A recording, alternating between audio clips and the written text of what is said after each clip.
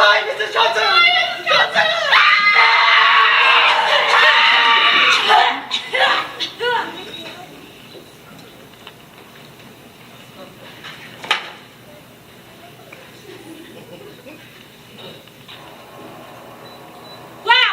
Beginning to a story. Can you believe that? Well, so I have to start the story with a terrible event as a mother and father getting swallowed up by an escape rhinoceros. But I just had to tell you. It's because of this event that our story happened. You see, life was really great for our hero, James Henry Trotter, until this happened to his parents.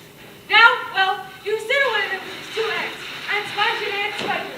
I hate to point out, but I must. They were really horrible people. They were selfish and lazy and cruel. And right from the beginning, they started beating poor James for almost no reason. And they never called him by his real name, but I was referred to him as, "You miserable creature! You disgusting beast! You filthy nuisance!" And they certainly never gave him any toys to play with or any picture books to look at or read. His room was as bare as a prison cell. They lived, Aunt Sponge, Aunt Spiker, and James, in a queer ramshackle house up a high hill in South England. But then, there came a morning with something rather peculiar happened to James. It all started on a blazing hot day in the middle of summer. Aunt Sponge, Spiker, and James were out in the garden. James was put to work, as usual. This time, he was chopping wood from the kitchen stove.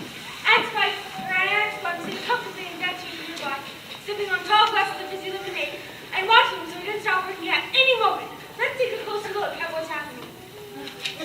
I look and smell, I do declare, as lovely as a rose. Just feast your eyes upon my face, observe my shapely nose. Behold my heavenly silky locks, and if I take off my socks, you'll see my dainty toes. But don't forget, my old dear Sponge, how much your tummy shows. Why, Sponge, your red goes soak your head. My sweet, you cannot win. Behold my gorgeous curvy shape, my teeth, my charming grin.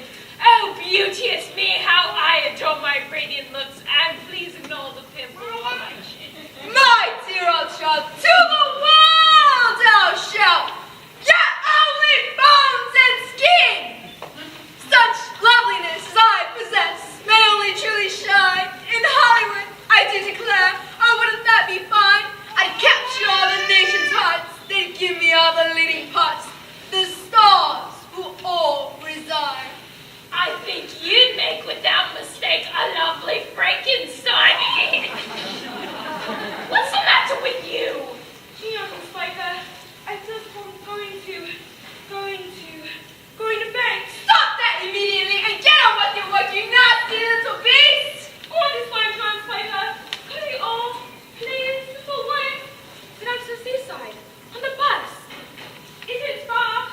I feel so hot and awful lonesome. Why, you lazy, good-for-nothing pet! Beat him! I certainly will. I shall beat you later on in the day when I don't feel so hot. Now get out of my sight, disgusting little worm, and give me some peace. Now it's at this point that the first thing, the rather peculiar thing happens to James. Come closer to me, little boy. Come really close to me. Let me show you something wonderful. You see this? It was so bad, my dear. It was like a tiny little bag. Take a look, my dear. Listen to them. Listen to that road. There's not very magic in it already. They all the rest of us put together.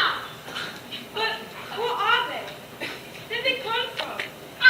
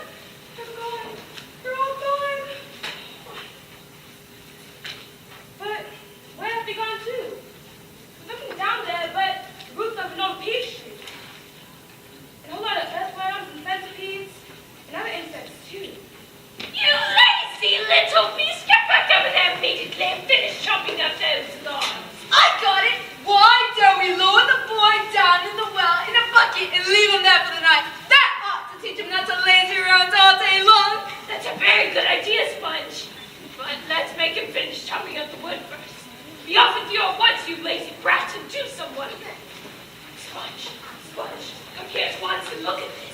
Look at what? A peach, right up there on the highest branch. Can't you see it? Spiker, you're making my mouth water on purpose. When you know there's nothing put into it. Why, that tree's never grown a blossom on it, let alone a peach. There's one on it now, Sponge. You look yourself. Good gracious me, there really is a peach up there. It's at this point that James feels there's something rather peculiar happening at any moment. Hey you! Get over here at once and climb this tree. I want you to climb to the highest branch and pick that peach right up there. Can you see it? Get on these ones. I can see it. And don't you dare see any of it yourself. Your Aunt Spiker and I are going to have it right here and now. Have peach. Go on, up you go. Stop. Hold everything. Look, Sponge, look. What's the matter with you? It's growing. It's getting bigger and bigger. What is? The peach, of course. Spiker, that's ridiculous. That's impossible. No, no, no, yes, great Scott, the thing really is growing. Great Caesar's ghost. I can actually see the thing bulging and swelling right before my very eyes. Will it ever stop growing? Get away from that tree trunk, you stupid boy. The sun's just shaking and she'll fall off and break. Stand back, the branch is bending right down. But the branch isn't breaking. Hallelujah! What a peach! Terrifico, magnifico, splendifico, and what a meal! Oh, it's right, it's just perfect. Now see here, Spiker, why don't you go ahead and get us a shovel right away so we can dig out a great big hunk of it for you and me to eat. No, not yet. But I can't wait to eat some. My dear Sponge, there's a pile of money to be made. If you treat it carefully, you'll see. Brown love, I'll need 10 pence to see the giant peach. Half price for children under 2 weeks old. Don't push, you're all going to get it. Hey you haven't paid yet. It'll cost you double to bring in a camera. All right, we don't care. Aren't you glad it falls on James's window? That nasty little beast would only get no work if we let him wander about. Can you believe that he complained only because he hasn't seen any other children in, well, years and years? The nerve. Here we are, just about to become millionaires. And the only thing he can think of is himself. Gee, Spiker, it looks as if everyone has gone home. Maybe we should close up for the night. Maybe you're right, Sponge. We'll get the brats to clean up the mess out here. He'll probably want something to eat since he hasn't eaten anything all day long. Well, he'd better not ask. We have to count our money. I'd better call him in case he's sleeping. Quick, brat! Wake up, twelve! We have something for you to do immediately.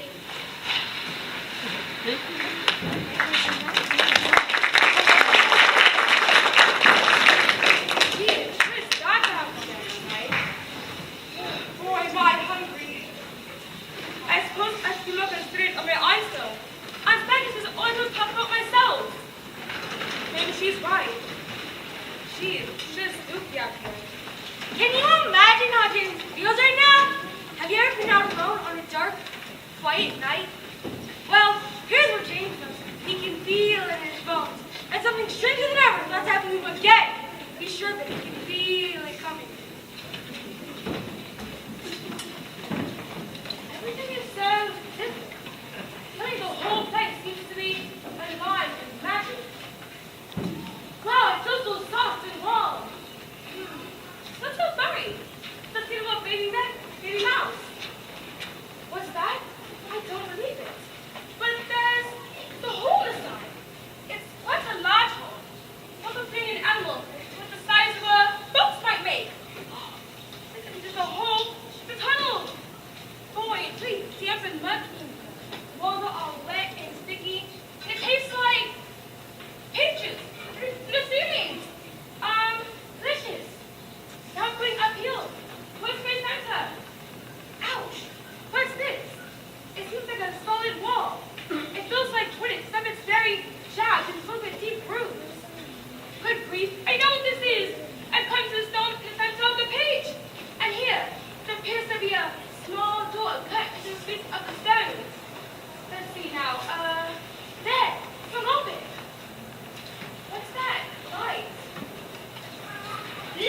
dear. We've been waiting for you.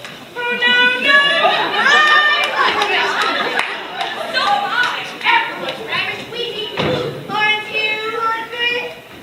What's the matter with him? Look positively. He looks as if he's going to faint any second. Oh my goodness, the poor thing. I do believe he thinks it's him we are wanting.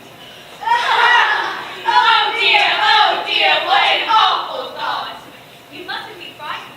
We wouldn't dream of hurting you. You're one of us now, didn't you know that? You're one of the crew. We're all in the same boat. We've been waiting for you all day long. We thought you were never going to turn up.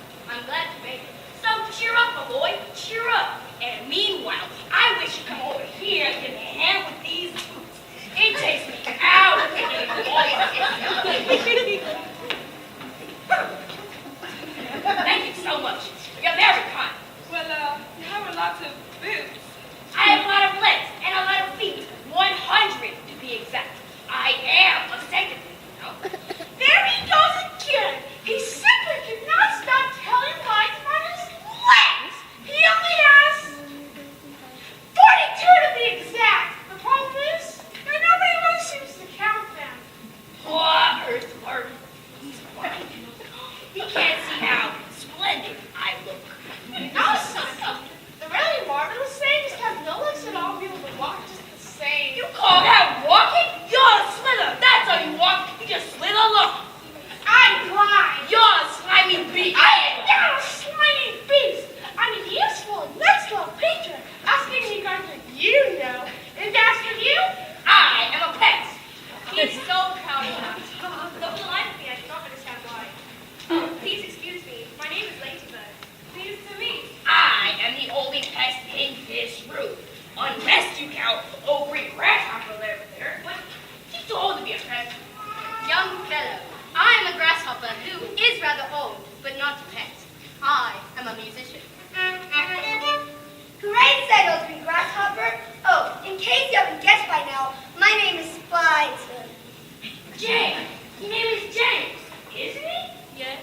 Well, James, have you ever been like such a marvelous colossal centipede? Ever made? We haven't. How on earth do you get to be like that? Very peculiar. Very, very peculiar indeed. I was messing about the garden under an old peach tree when suddenly a funny little grin came really past my nose. Oh. I know what that was. It happened to me too. And me, suddenly there were little green things everywhere. The soil was full of them. I actually swallowed one. So did I swallowed a grape. But who's down the door anyway? No one needs a rub. Not now, centipede. Why don't you go to the top and get started? What's going on? In case you haven't guessed by now, we're about to defrost this ghastly oak we've all been living in for so long. We're about to roll inside this great, big, beautiful beach to a land of What? Never you mind. But nothing could be worse than this desolate hilltop with those two repulsive ants. Here, here, here, here. You may not have noticed it, but the whole garden, even before it reaches the steep edge of the hill, happens to be on a steep slope. Therefore, the only thing keeping this beach from rolling away right from the beginning is the giant stem attaching it to the tree. Break the stem and off we go. I've done it wrong. The journey begins. And here now, little is, if you have anything to do with me, it can only mean trouble. Nonsense. We now must visit the most marvelous places and see the most wonderful things. Isn't that so, centipede? There is no knowing what we shall see. But who cares? Let us go from this horrible hill. Let us roll, let us roll, let us plunge. Let us go rolling and rolling and spinning until we're away from old Spiker and Spike.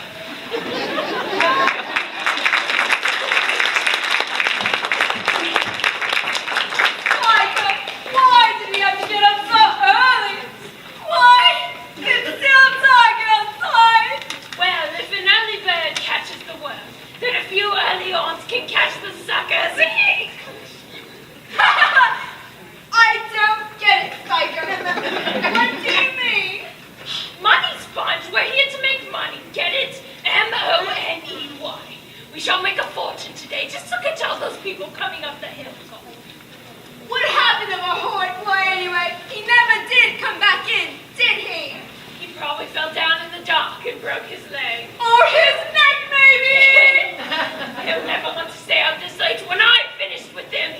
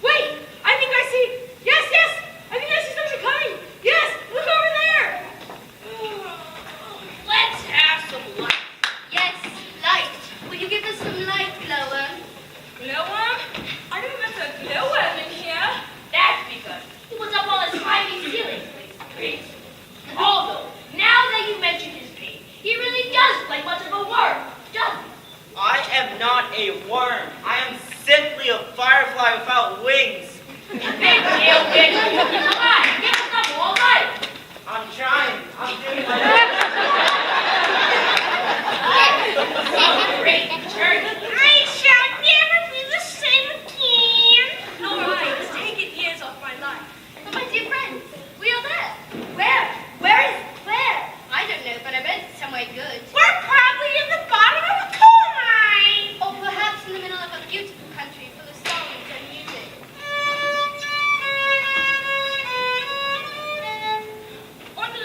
Or the seaside, with lots of other children. That understand we to play with. Pardon me.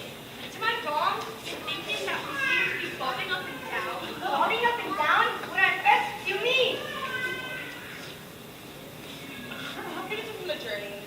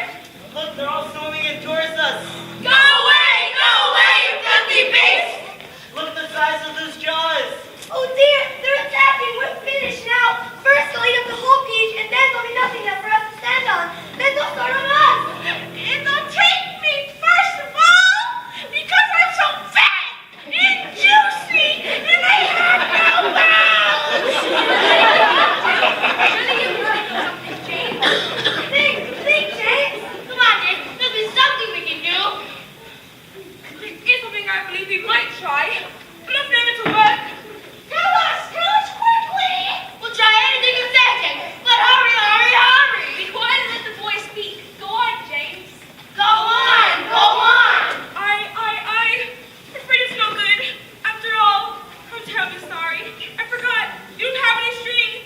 We need hundreds of yards of string to make this work. But my dear boy, that's exactly what we do have. We've got all you want. How? Where? The silkworm. Didn't you ever notice the silkworm? She's still downstairs. Yes, she never moves. We can easily wake her up and make her spin. What about me, may I ask? I can spin just as well as any silkworm. What's more, I can spin patterns. What are you going to do? I'm going to lift this piece clear out of the water. You can. It's our only chance. Let him finish. Go on, James. How would you? Seagulls, look up! I'm going to get one long one down. That one end on the seagull's neck. We get the other end.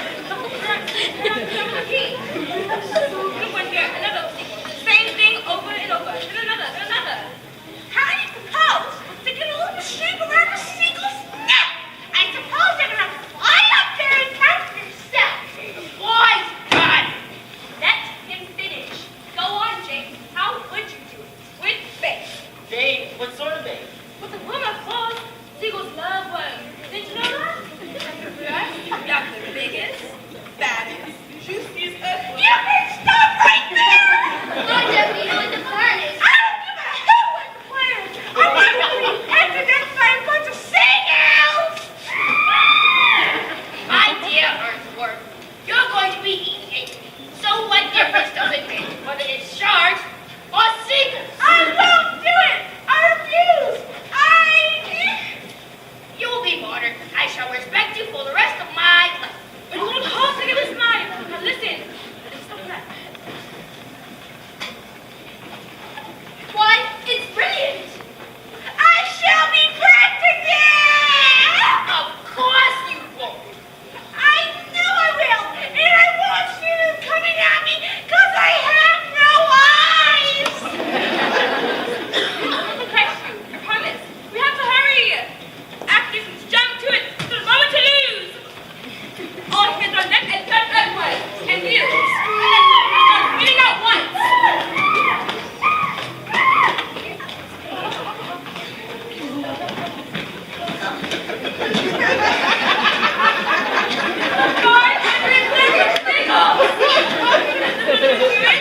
Hurry, James! Do something! I don't like this at all! Quiet down, earthworm. You should be thankful you're still alive. All because James had such a clever idea. Yes, I marvel at him. Just think, using a word to capture seagull bait. Not if you're the bait! Listen! It's working! It's working! It's lifting! Come on up! It's working! Oh, isn't it beautiful? What a marvelous sight! And I'm not even hurt! Very brave, Earthworm. Goodbye, sharks. Oh boy, this is the way to travel. Why, you can almost see forever from up here. I wonder who will finish up this time. What an adventure! Can you believe it? Wow! Who cares? Seagulls always go back to the land sooner or later. You know, we look mighty strange to human beings. And why wouldn't we? They do have ears on the sides of their heads. Doesn't everybody?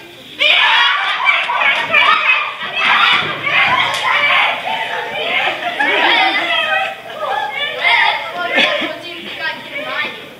I don't know.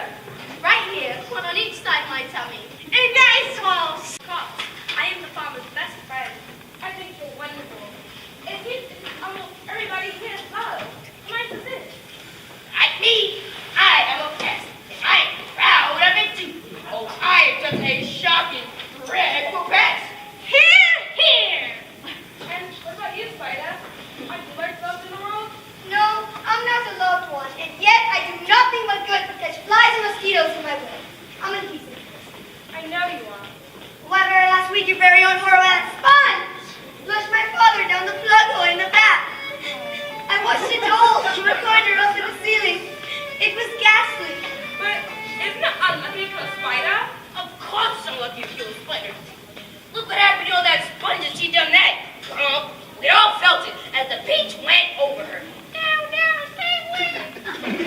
Very satisfactory. Will you sing us a song about it, please?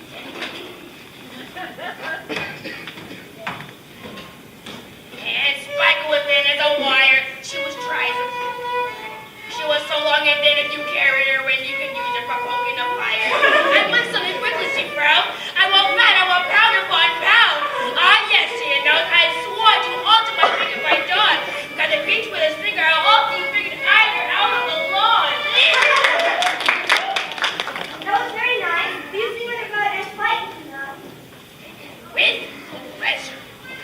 And spun with a perfectly fat and tremendous like Bobby at that. Her tummy and her waist were soggy as space. It was worse than the place where she sat. A long and the peach with a beautiful peach and made her far thinner than cat.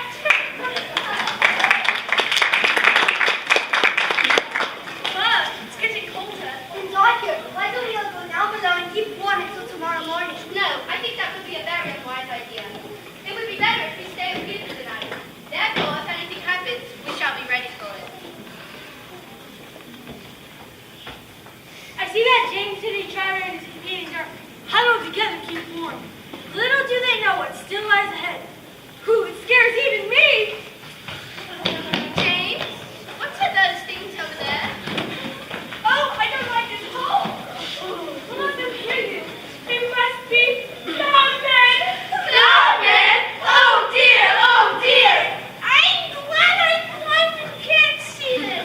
If I did, I'd probably scream. But what are they doing? They seem to be grabbing handfuls of clouds and rolling them into fingers and turning them into large white marbles. This is probably marbles. This must be absolutely mad! There is nothing to be afraid of here.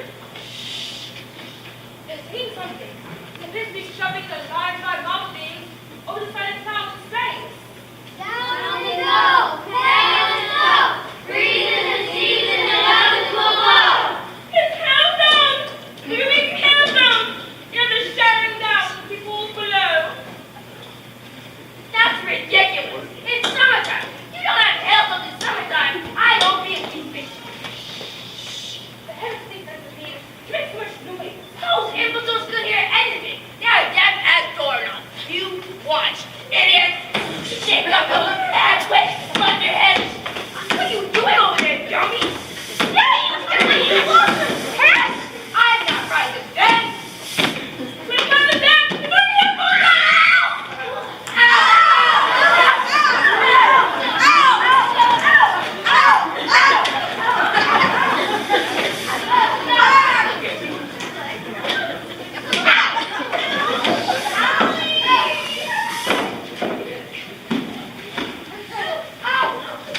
I'm a wreck. I pulled it all over. It serves you right.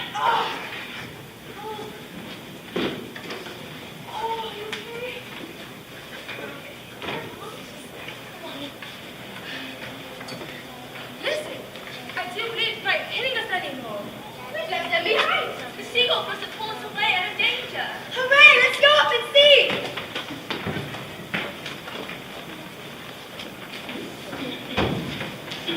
It's clear. I can't see them anywhere. How fast they're going all of a sudden. I wonder why. I don't think the seagulls like this place any more than we do. I imagine the possessors, as soon as they climb, they get a bag right out of that pilgrim experience we just had. Yes! Yes! Faster and faster the seagulls go. With the beach running behind them. How terrifying. They all sit motionless and fearfully in silence as they watch the sun as it comes over the horizon for a new day. Look! There's land below! He's right! Hooray! Hooray! It looks like streets and houses. But how enormous it all is! And what tremendous tall buildings! I've never seen anything like that before in England. This couldn't possibly be England. Then, where is it? You know what those buildings are? Those are skyscrapers. This must be America! And that, my friends, means we've traveled over the Atlantic Ocean overnight! But that's impossible. It's incredible! It's unbelievable! It's Not possible. Oh, I've always dreamed of going to America. You know, I had a friend once. Who cares about your friends? What we gotta worry about now is how on earth are we gonna get down to Earth? Ask James. few seagulls, not too many, mind you, but just enough so that they can't quite keep us up in the air any longer. Then down we shall go, slowly, gently. Then see what cut the strings for us. Oh my goodness! I forgot to polish my boots! Everyone's helped me polish my boots before we arrive! Okay, oh for heaven's sake! Can't you ever stop thinking about... What was that? It's like a plane. It came shooting out that cloud over there. Oh no, it's terrible! It's flying right through every slipping string in the web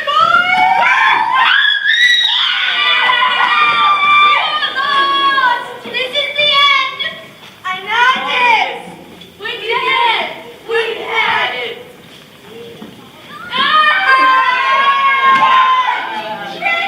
You always have the end before! Do something! I wish I had you to know. I'm sorry, I can't help. Put your hands on me, buddy. You won't be long now. Goodbye, everyone. Goodbye, Lady Bird. Goodbye, Earthworm. And I'm sorry I always picked on you, even though you're blind as a bat. Goodbye, please. I'm hungry. We're on my ground. It's dead. I know it is. We're finished. We got it. I can't believe it. We're not dead. We're not. We're not dead. Hooray! Hooray! We're not.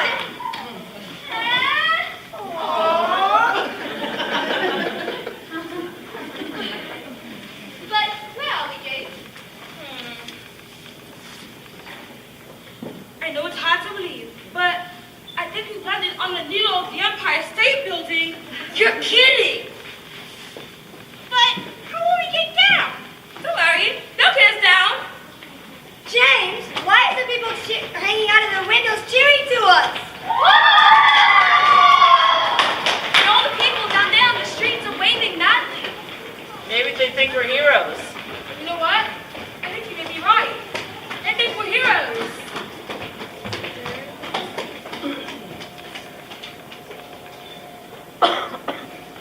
James was right. Every one of the people now looks upon as a hero, especially James. They were brought down in 5 minutes and escorted to the steps of City Hall, where the mayor gave a speech of welcome. And the crowd went wild. Then a rather curious thing happened. A little girl in a white dress came from the crowd and asked, Oh, James, can I please have just a tiny taste of your marvelous peach? James shouted back, Sure, get all you want. You don't keep forever anyways. Then thousands of kids came from every direction to join the feast. Millions of boys and girls came, and soon there was a line a mile long. And thus, the journey ended. But the travelers lived on. Centipede became the vice president of sales at a high-class roof company. Earthworm, with his beautiful pink skin, became a model for a company that made woman fish and racial tension commercials. Silver Spider, after learning how to weave nylon instead of silk, opened a factory and made ropes for tightrope walkers. Glowworm became the light in the Statue of Liberty. Every year. Old Green Grasshopper became a member of the New York Symphony Orchestra, and her playing was invited everywhere. Ladybird, who always lived with the fear that her house is on fire and children all gone, married the head of the fire department. And as for the peach stone, it was placed in the middle of Central Park and made a famous monument. Not only was it a famous monument, but a famous house. And inside the famous house, the very famous person, James Henry Trotter himself. And I had to do anything to knock on the door, and the door would always be open to me. James would tell again his stories of his adventures on the beach. One day he thought it'd be nice to sit down and write it all down, and that is what you have just seen.